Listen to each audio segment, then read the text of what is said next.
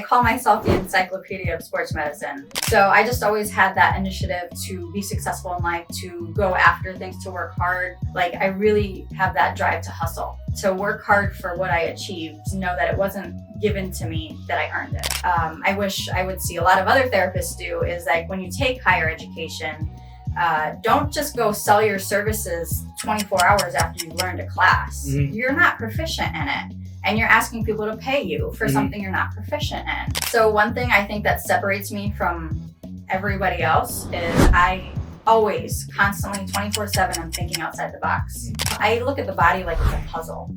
Like you have to look at what piece fits here. And then when I put that piece in, what other piece will fit into that one to make this whole picture? And eventually when you put the puzzle together, the whole picture comes together. That's how I kind of look at the body and how I approach therapy. The person I interviewed with at a spa for like relaxation services, which is like the easiest form of what I do. She says, "You're not ready." She's like, "You need to come back when you're ready." I didn't like hearing that. I knew she was right. She wasn't wrong, but I still didn't like hearing that because I'm a very big achiever to be told that I can't do something. So the very next day, I opened my own company and I started on my own. How did you end up working and like carrying like such a good following, with what you do? Well, all right, welcome to another episode of the Modern Connect podcast. Today we have a really good friend of the company and she is the best at what she does. Her name is Ashley Liles. She is a sport bodywork therapist. She works with countless of professional players from football all the way to baseball. And I'm just so excited to have her on just to share some of her wisdom, her knowledge, especially working with higher level athletes. So Ashley, welcome to the show. Thank you for having me. How are you doing? I'm really good today. How are you? Great. I'm doing great. I'm looking forward to this podcast a lot because, again, throughout our conversation, I know you're always dropping knowledge, and I feel like I always need to have a notepad with me every time I talk to you. So, well, I call myself the encyclopedia of sports medicine.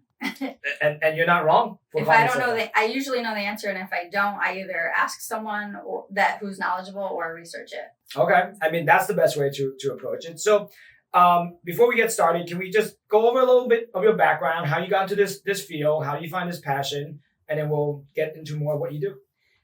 So I came into this field, I got the idea while I was drunk at a college party. That's where all good ideas happen. Yeah. So I actually went to college for business, for marketing and finance. I didn't think about massage therapy or even healthcare at all until after college. So I was at a party with my friend and she was just like, "Oh, my shoulders hurt.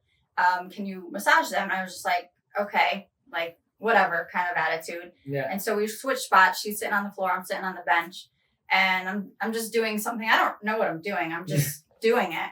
And she looks up at me and she says, "You know, you're really good at this. You should think about doing it as a career." And it's one of those things how, how someone says something to you and it resonates with you and sticks with you and doesn't leave your head. So about within the next 3 days, I kept thinking about it, what she said. And so I was at my corporate job and I just went on the internet real quick during work hours and said, "How do you become a massage therapist?" And then I submitted a form for my information. And only one school got back to me. And I ended up going to orientation the following week and then signed up for the next rotation of classes. Wow. And I started just like bam right away. Did you quit your job or are you still working? No, so that program was 2 years. So I worked full time in my corporate job and then went to school part time. So I worked 7 to 3 Monday to Friday. And then Wednesdays I would work 7 to 3 and then go to school from 6 to 10 p.m. And then Saturdays from 8 to 5. Wow. So I only had 1 day off a week for 2 years. That's the grind. And most of the people I get to talk to who are great at what they do, they go to some sort of grind to earn their career in some way. Like I, for myself, my DPT program was Friday, Saturday, Sunday for 3 years straight. And we had like some breaks then and there, but I was able to work throughout the week during that whole time, which I believe, and I'll ask you this too, like you think going through that whole thing, having to work and going to school, does that make you more driven? And do you ever question, like, was this the right decision that you were doing? So that might be a different answer for other people. For me, I'm very intuitive. I've always known I'm an entrepreneur. So I opened up a store when I was 6 years old on my front lawn. I made $20.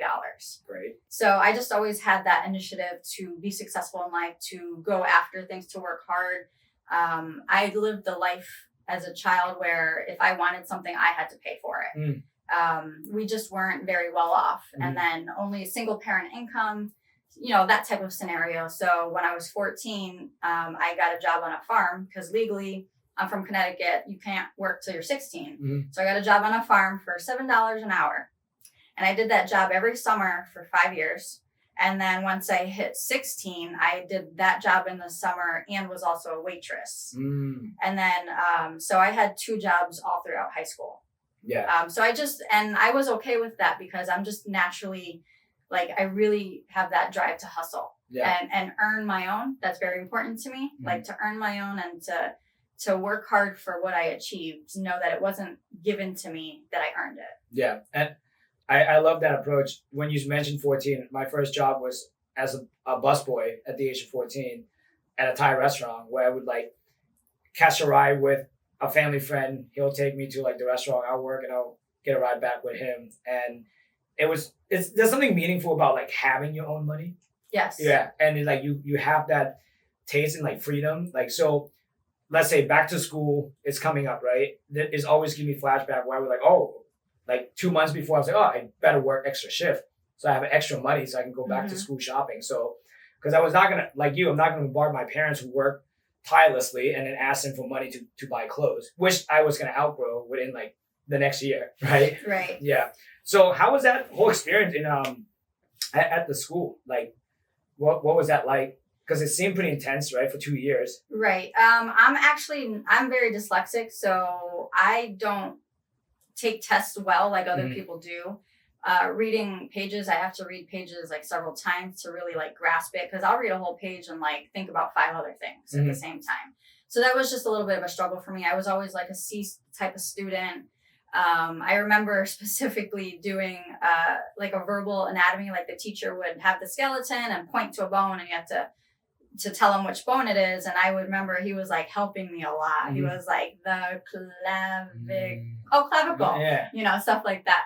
So I always struggle. Now that stuff is like second nature to me. But in the beginning, it does take me a while to learn things just because that's how I learn, and I have to, one thing I do that I wish I would see a lot of other therapists do is like when you take higher education, don't just go sell your services 24 hours after you've learned a class. You're not proficient in it.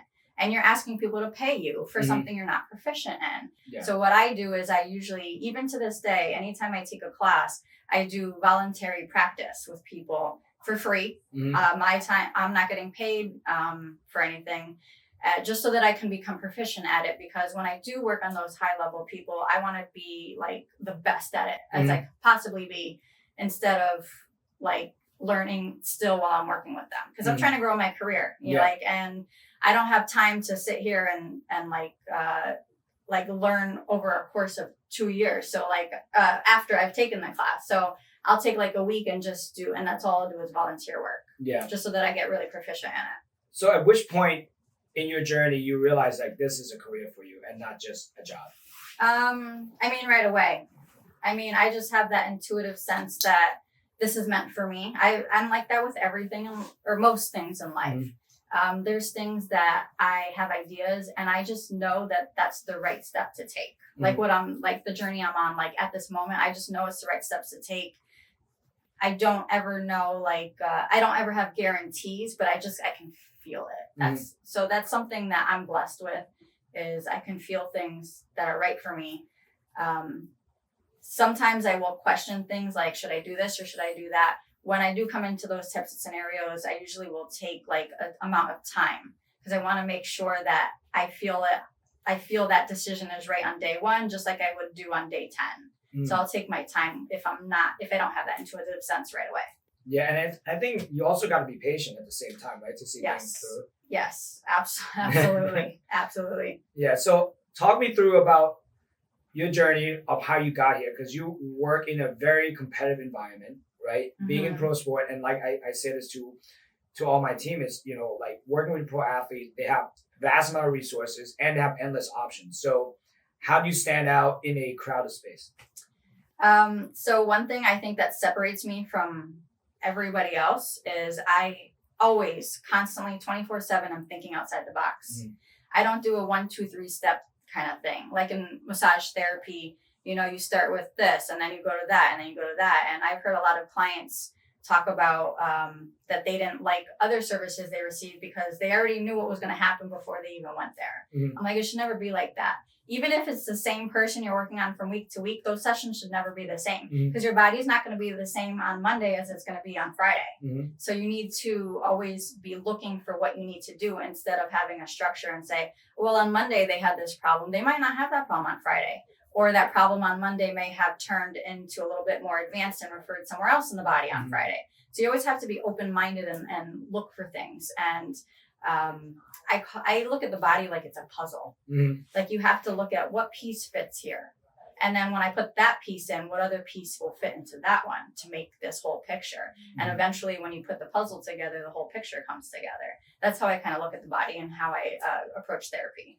No, that's really good because you just took me back when I first started working as a PT. That's what I saw with my colleagues at the place I used to work at, where everyone was doing same exercises, same thing Yes. every single day, every single time they come in. And I was like, wait, this is different because when you're doing that, you're not listening to what your patient has to say, right? Because things change all the time, Right. and you have to be able to formulate a new game plan.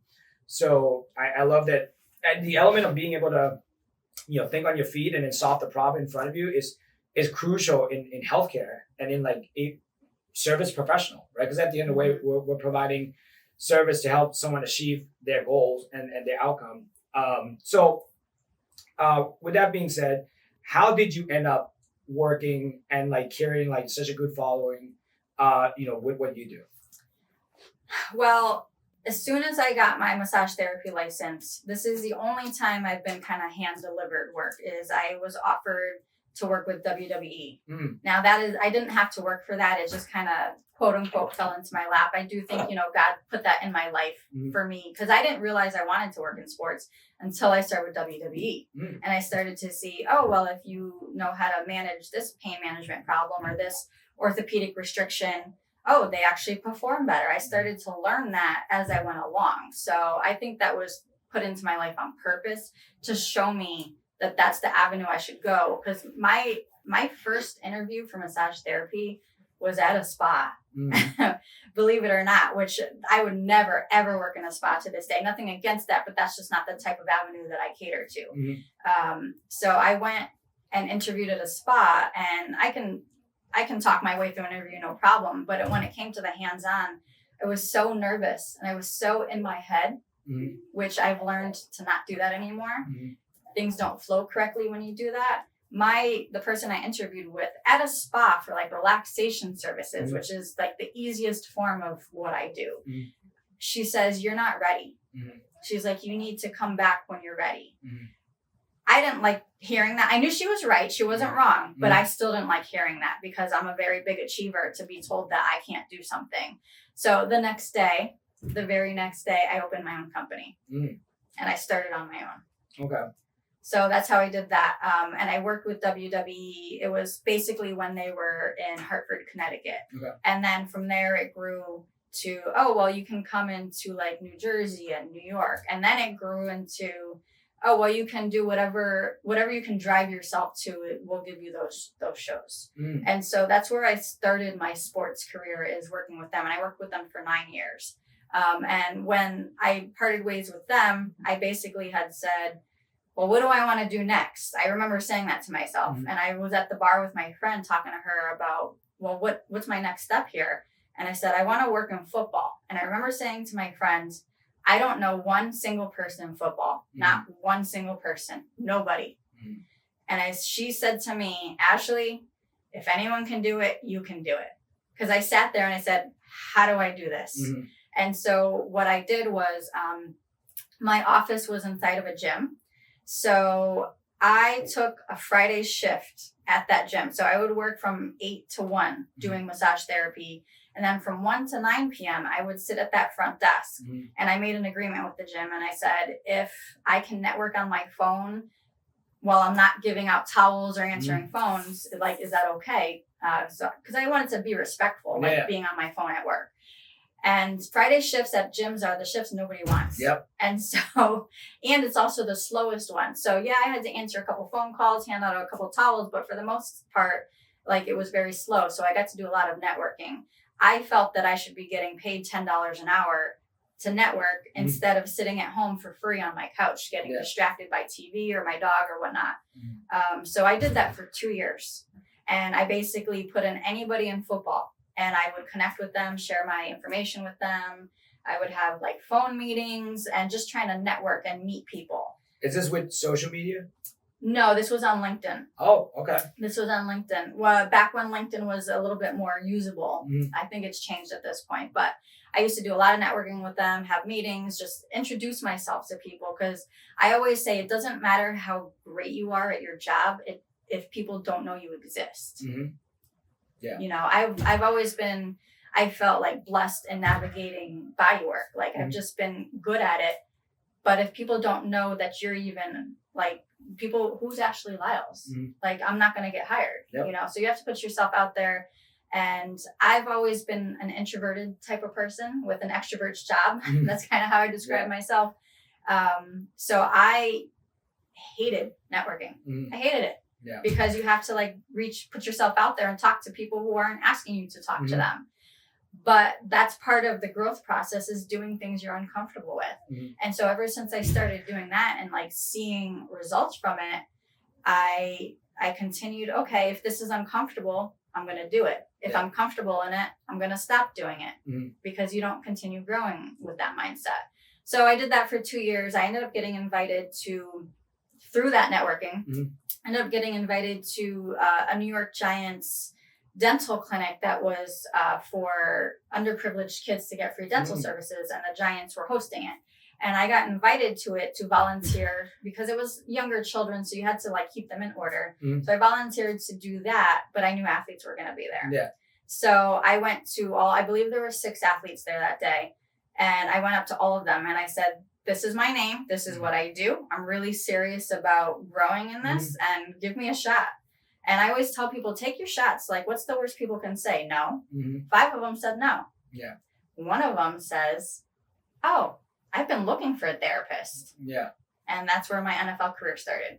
Wow. So how do you deal with, because obviously you have to deal with a lot of no's, and this is with every,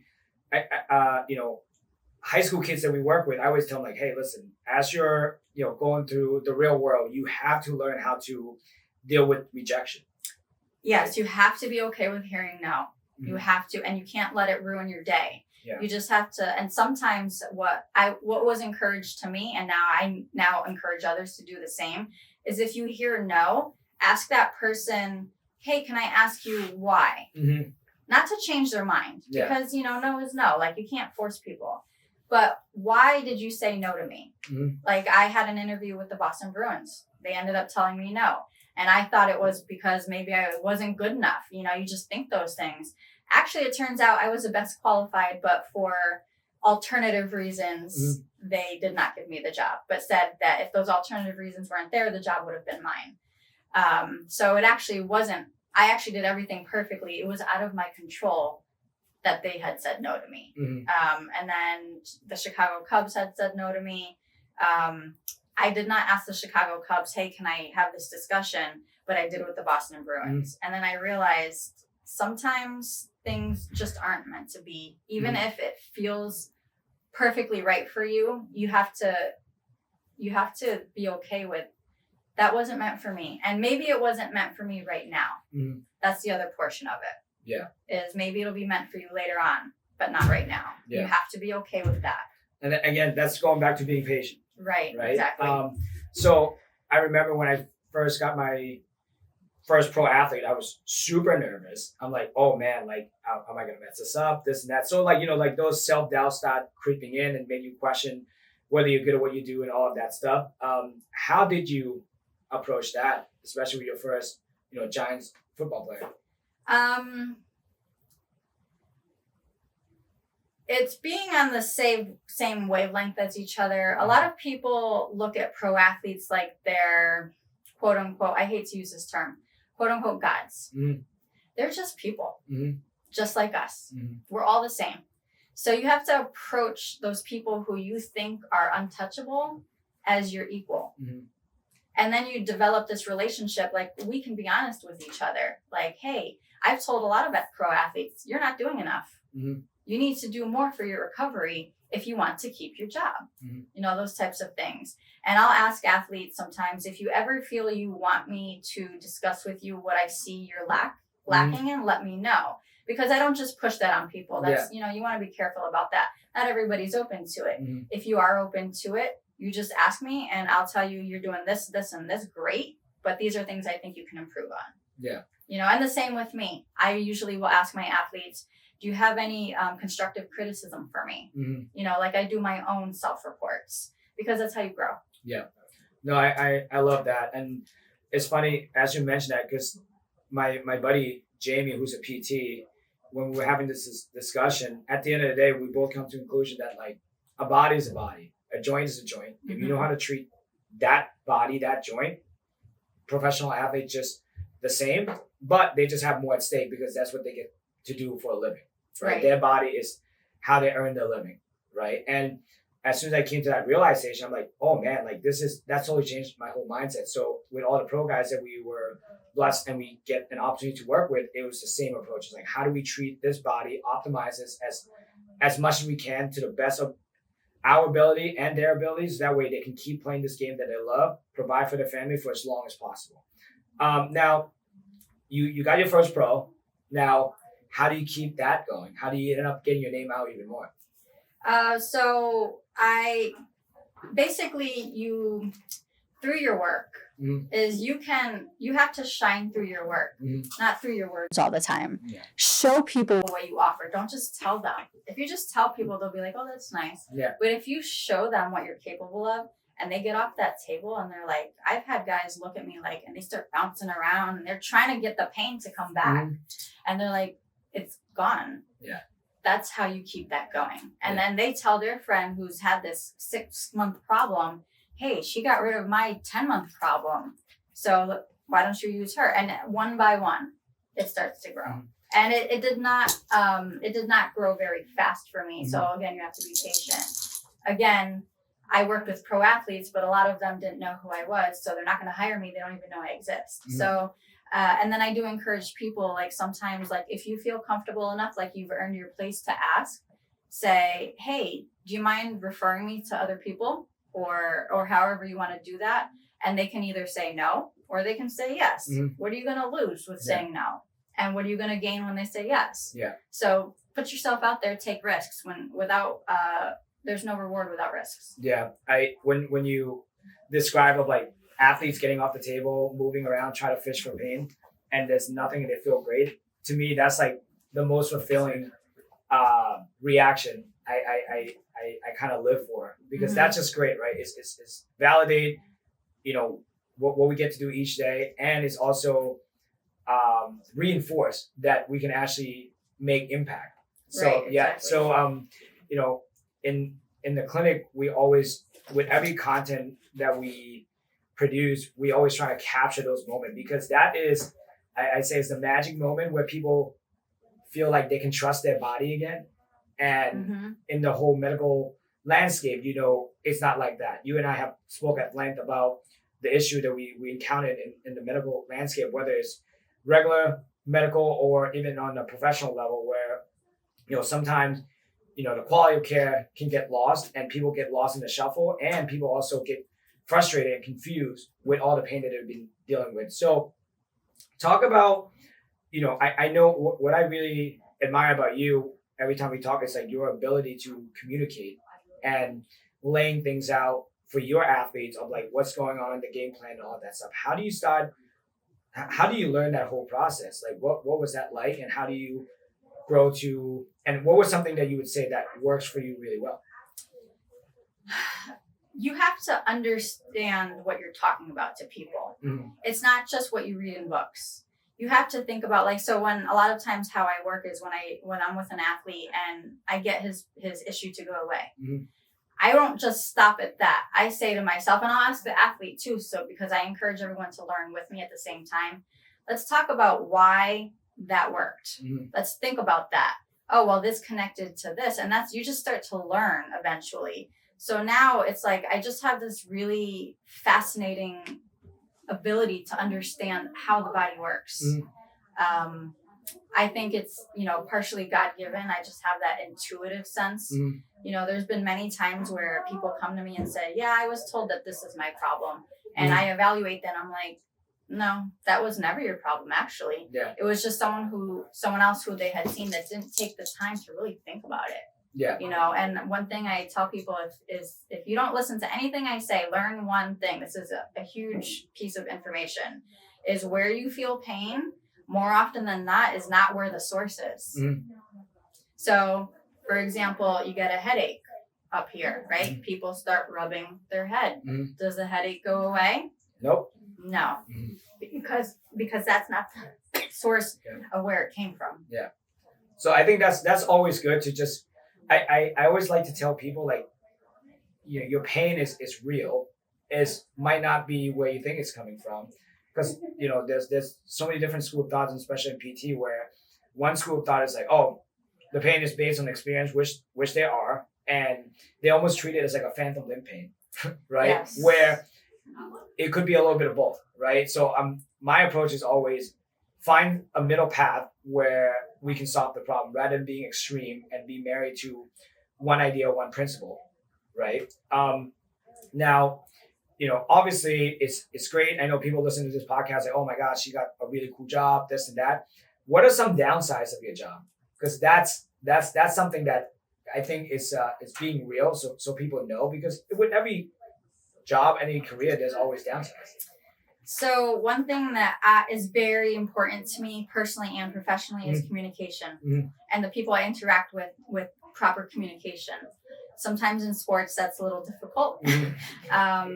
I understand I'm working, like, if you look at professional athletes, especially in NFL, what is the section that they're all in? They're usually in their 20s, men. And we all know, like, you're still developing and you're still learning and growing. So sometimes it's like, hey, like, I've had conversations with athletes before where I said, if we really want this to work, we have to communicate better. Is that something you're willing to do and work at? Yes, great, let's keep going. No, I mean, I've never heard someone say no. But if you say no, like, you're just not going to get that athlete's not going to get what they need, and yes, you can plan ahead. Sometimes I've said, hey, what are you planning to do for the rest of the year on Sundays? Oh, I'm playing on football games. Oh, so you can plan ahead. Yeah, that's hilarious. Oh, yeah, you I can. love that. Yeah, that's so good. Sometimes it's not that they're doing it on purpose. It's like that they think they can't. I was like, yeah, you actually can. And one thing I encourage is to do preventative therapy. Don't just go get therapy when you have a problem. Because if you do preventative therapy, that problem will never come into play. You'll never have to be benched because you're injured or something like that. You're less likely to get injured. And we all know that in pro sports, injuries can make or break your career. It depends what it is, but we don't want to get to that point where you are forced out. Yeah. And I always tell people in my private practice and athletes, it really depends how bad you want to be healthy. Like, you really have to want it. Yeah. My favorite saying is, like, good thing happened with intention, bad thing happened automatically. Yes. Yeah. That's great, actually. Yeah. So now, what are some obviously upside with working with professional athlete? What have you learned so far in this point of your career? I think how many have you been doing this now? 14 years for my entire career, and then I'm 5 years in with NFL. Okay. So what have you learned so far working for the NFL and also for the WWE, because those are professional sports? So the good part is that I get to be fulfilled. That's so important to me.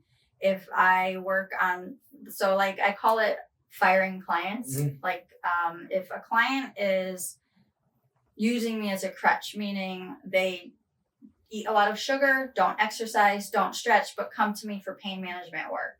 And I talk to them about things that need to be changed. And I give people time because I know it's not super easy. And listen, I went through it. I went through a total health transformation over like the last 12 years. And so it is hard work. So I understand that. But I need to see that you're trying, because my job is so physical that I have to do a lot of rehab for myself as well, you know? So I have to look at what am I putting my energy into? And I need to be fulfilled where I put my energy into. And so I'll give people some opportunities. And then if they still aren't doing those things, I keep coming in with the same problem over and over and over again because their lack of self-care. I tell them it's probably not best that you come see me anymore. Like I flat out will tell people that. And I'll give, like I said, I'll tell them, like, if we don't change, this is the road we're going to go down. Because I need to be fulfilled. I need to be with people who want it as bad as I do. Yeah. That's important to me. Yeah. That's so important to me. And if I'm not fulfilled, like, I'm going to find fulfillment elsewhere. And that's why I went into pro sports, is because those type of people are very serious about their rehab, very serious about getting more healthy, whereas someone who like sits at a desk all day and then goes home and watches TV, doesn't exercise, doesn't stretch, but then says, oh, my back and my neck hurt all the time. Well, what are you doing to change that on your own? Yeah. You know, so it's not just you or I doing treatment on people. It's you and I doing treatment on people as they're doing their self-care journey at the same time. It doesn't work if they don't do their own part. Yeah. So based on your knowledge, experience, your wisdom, you know, this podcast is, you know, we have a lot of high school athletes, college athletes, parents listening to this. What are some top 3 advice you can give, you know, the younger athlete that they can take action on right now to put them on the right path? So this is number one. Number one, I tell all the rookies that I work with, you are, especially if you're a male, you are in your youth where your metabolism is firing. So even though you're causing issues in your body through your training and through whatever sport that you're doing, you're still causing issues. Issues are developing. You just don't feel them because your adrenaline is always rushing. It's kind of like, how many children do you hear say, my back hurts? True. How many 21-year-olds do you hear say my back hurts versus 30-year-olds say my back hurts? So once that metabolism starts to drop, you start to feel those things that you incurred when you were 16 and 17 and 18 and 21 and 22. They start coming back to haunt you. So what I have seen is because you don't feel the problems in your body doesn't mean they're not there. As a youth person growing up in their sport, you do want to do your rehab and you do want to do everything that you're supposed to be doing, even if you feel great, because you don't want that day to come where all of a sudden that thing that you've had in your body for 5 years that you didn't know was there is now causing injury and you're out for a year. You don't want that to happen. So prepare your body. And one thing I always tell everybody is we're not just here for your game on Sunday or for whatever sport you're in. I'm not here just to help you for your game on Sunday. I'm here to help you when 15 years down the road, your child says, Daddy, I want to play baseball. And you're not saying, oh, my back hurts, I can't. You know, so that's what I'm also there for, is to do that prevention. Okay, so that's the number one thing. Anything else, especially, you know, for parents to help cultivate a good environment for their children to thrive in? I have to think about that one. I've never been in a field where I have to deal with parents. I say be supportive and let your child navigate what's going to work for them, not what you think is going to work for them. You have to there's an element of trusting your body. What is your body capable of? And now as a child or a youth, you're still navigating that. But instead of the parent saying, I want my child to do this and I want them to do this way, let them have the freedom to explore what their body is going to be good at. It might not be good at that sport, but it may be exceptional in this one. You know, so talk to the child, talk to your children, and have open, honest communication. Ask your children, hey, are you feeling like your back hurts or your arm hurts or something like that? Because children might not come to their parents and say, oh, I'm hurting. Or like if a parent hears a child say, oh, my arm keeps hurting every time I throw. Pay attention to that as a parent. That's an indication that something's developing, and that child may not realize they need help, but the parent needs to recognize that. And that's when the parent goes and brings a child to do their training, but also like their rehab. So look at things like that so that they don't develop into long-term issues. So listen to the child and give them the freedom to navigate what their body intuitively tells them is right for them. Awesome. And now let's shift gear. Let's talk about how you take care of your body, because obviously, like you say, it's a lot of manual work, and you get very physical. So what do you do? What's your routine? What's your how you have shifted your focus, to take care of your body, to make sure that you have longevity? And again, thinking down the road, you can also do things that you want to do. Right. So I am a big believer in practicing what you preach. A lot of the times when I'm doing therapy on the guys and it's a little tough for them to go through, but it's necessary, I'll tell them, I go through this myself, so I know what you're feeling. Does that help them? I don't know. But I feel like if you're going through therapy to improve yourself and it's difficult for you to experience that, I think it's a little comforting to know that, yeah, I do the same thing, so I know what you're feeling. But I promise you, this is for the greater good. I do not do therapy on people that is painful or that may be super sensitive if I know it's not going to produce results. And then you also have to work with that person on their scale of what they're okay with. You have to be respectful of that. So every case is going to be different. I started doing a lot of fitness. So basically what I specialize is in sports therapy, fitness therapy, and then pain management therapy. So I started working out about maybe 12, 15 years ago. I went from no working out at all to what can I learn? And I found this trainer who was willing to mentor me, and I learned I learned all my basics from him, and then I grew from there. So when an athlete tells me, oh yeah, my shoulder hurts when I bench press, I know exactly what he's talking about. And I can actually picture, okay, well, when I bench press, these are the muscles that I use. All right, so now I can look at where are we going to start with looking for this issue. So I think it's important to have a sense of physicality of yourself, and you'll better understand how to help other people who are dealing with physicality for their careers. So I do a lot of chiropractic. I'm a big believer in that.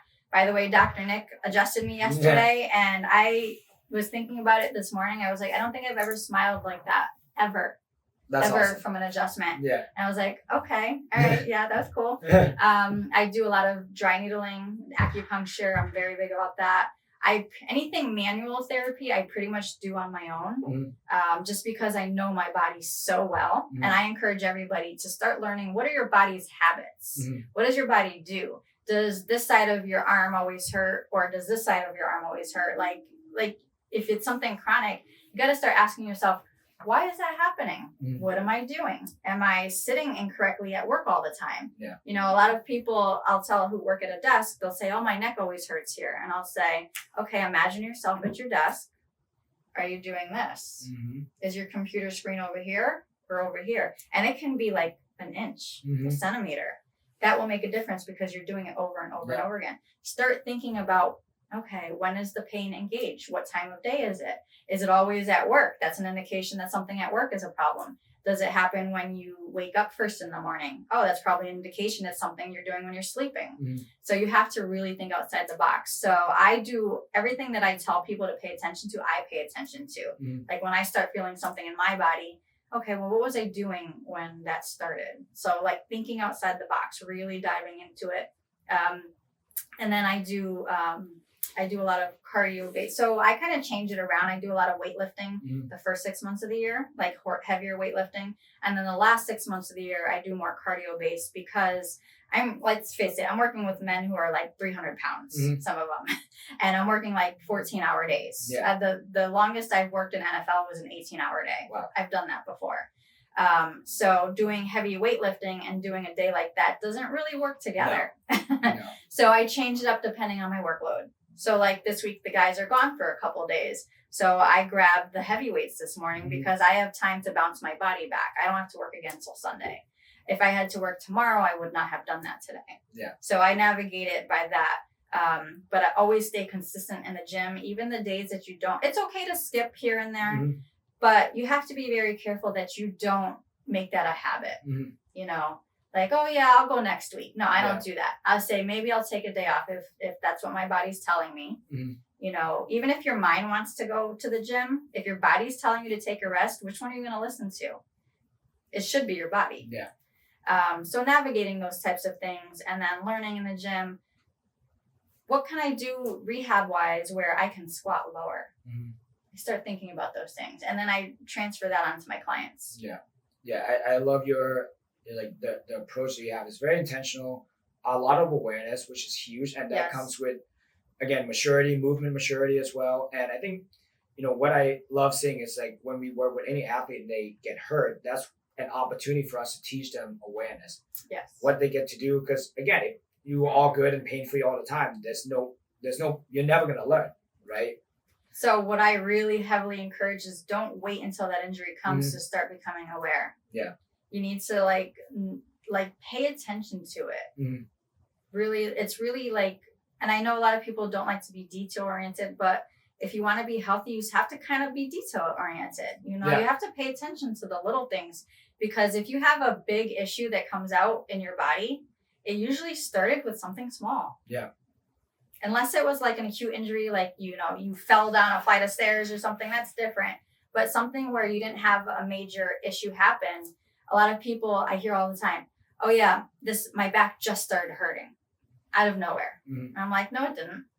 I said, this is a problem you've been developing for a while. You just didn't know it was there. Yeah. Because you didn't pay attention Mm-hmm. to, oh, I feel stiffness. And then stiffness turns into a strain. Mm-hmm. And then strain turns into pain. It goes into a ladder effect. So you have to start paying attention. Oh, I feel a little stiffness. Let me take care of that so it doesn't accelerate. Mm-hmm. Yeah, there's people always talk about compound interest when it comes to finance. I think it's the same thing with the body. There's compound interest with good habits and also bad habits. Right.